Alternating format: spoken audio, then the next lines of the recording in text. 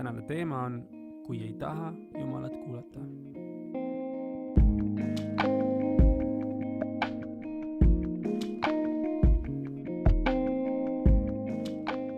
Tänane kirjakoht tuleb Jeremiia 5. peatükist, salmid 21-23.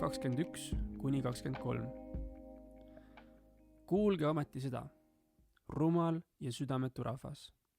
Silmad teil on, aga te ei näe. Kõrvad teil on, aga te ei kuule. Kas te ei karda mind, ütleb Issand? Kas te ei vabise minu ees, kes ma olen pannud liiva merele igaveseks piiriks, millest see üle ei pääse? Kuigi ta lained kohisevad, ei suuda need midagi. Kuigi nad mühavad, ei pääse nad üle. Aga sellel rahval on tõrges ja vastupanija süda. Nad on ära taganenud ja läinud.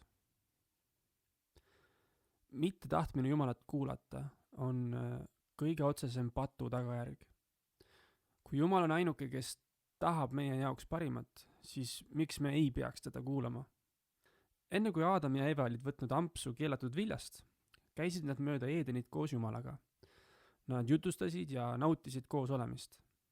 Aga pärast pattu langemist ei tahtnud nad teha mitte midagi muud, kui peita ennast Jumala eest, sest nad tundsid häbi ja süütunnet.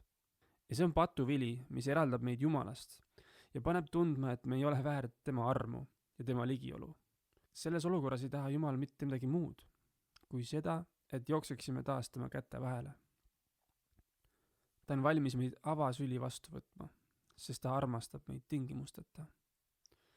Mitte tahtmine Jumalat kuulata võib seostuda ka hirmuga, et mis siis, kui see, mida ta meile ütleb, on midagi, mida me ei ole valmis kuulma, või see on midagi, mis ei lähe meie unistustega üldse kooskõlla. Oluline märksõna on siinkohal usaldus.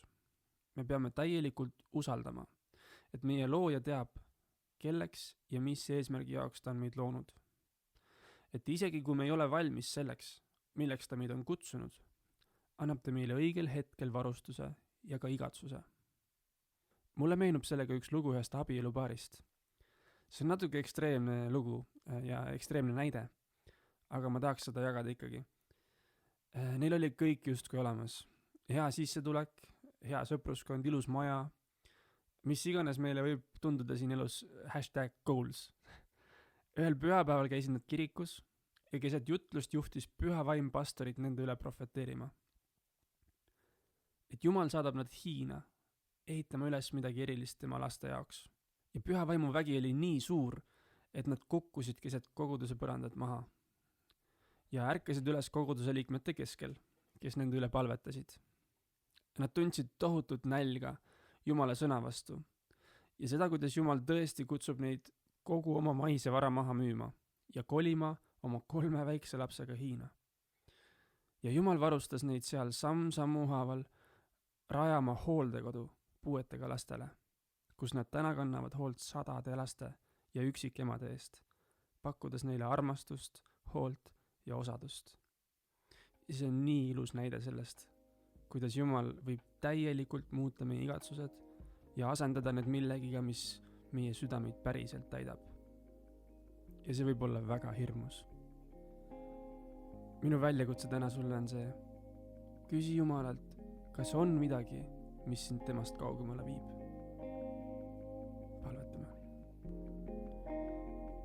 Jumal, anna meile andeks, et me paneme sind olukordadesse, kus me ei taha su häält kuulata. Aga aitäh, et sa oled meiega nii kannatlik ja armuline, kui me ei ole seda üldse ära teeninud. Aita meil ära tunda need hetked, kus hakkame sinust kaugemale triivima, et me saaksime joosta koheselt tagasi su kätte vahele. Amen.